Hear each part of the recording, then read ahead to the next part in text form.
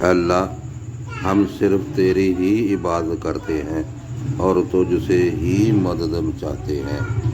عبادت سے مراد اپنی بدنی عبادت، قولی عبادت اور مالی عبادت، یعنی ہر قسم کی حلال حرام اطاعت تیری ہی کرتے ہیں، اور اگر ہم پر کوئی مشکل آ جائے تو ہم اللہ تجھ سے ہی مدد چاہتے ہیں، اور تیری ہی مدد ہی سب سے کامیاب اور فائدہ دینے والی ہے۔ ہم ہر نماز کے اندر یہ دعا کرتے ہیں، یا اللہ ہمیں سیدھی اور سچی راہ دکھا، ان لوگوں کی راہ جن پر تو نے انعام کیا، اور کن لوگوں پر انعام ہوا؟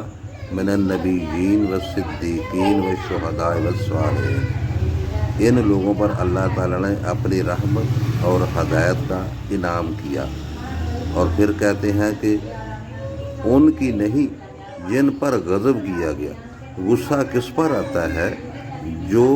جس آدمی کو سارے قوانین اور ہدایت اور سچائی کا پتہ ہو، اس کے باوجود وہ نبیوں کی اللہ کی نافرمانی کرے تو پھر اس پر غصہ آتا ہے۔ اس سے مراد یہودی ہیں، ان کو دین کا ہر علم تھا، لیکن اس کے باوجود انہوں نے نبیوں کو شہید کیا اور انبیاء کی نافرمانی کی۔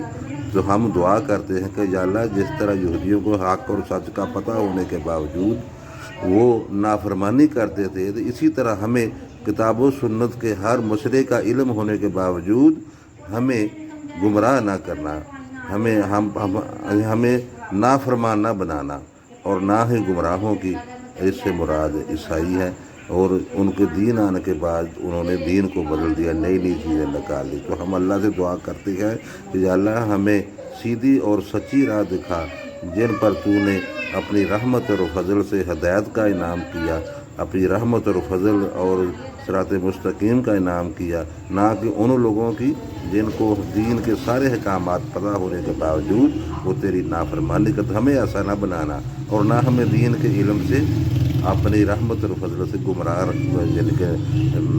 گمراہ رکھنا یا بے خبر رکھنا، جاہل رکھنا۔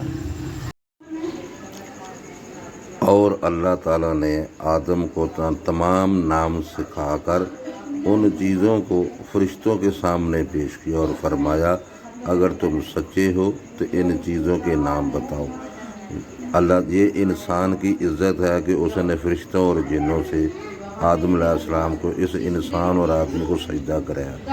دوسری عزت یہ دی کہ اللہ نے اس آدم علیہ السلام کو علم اور عقل سے نوازا۔ یہ دو چیزیں ہیں جن کی وجہ سے انسان دوسری مخلوقات پر حاوی ہے، اور اسی لیے اس کو اشرف المخلوقات کہا جاتا ہے، اس لیے کہ اللہ تعالیٰ نے انسان کو علم اور عقل سے نوازا۔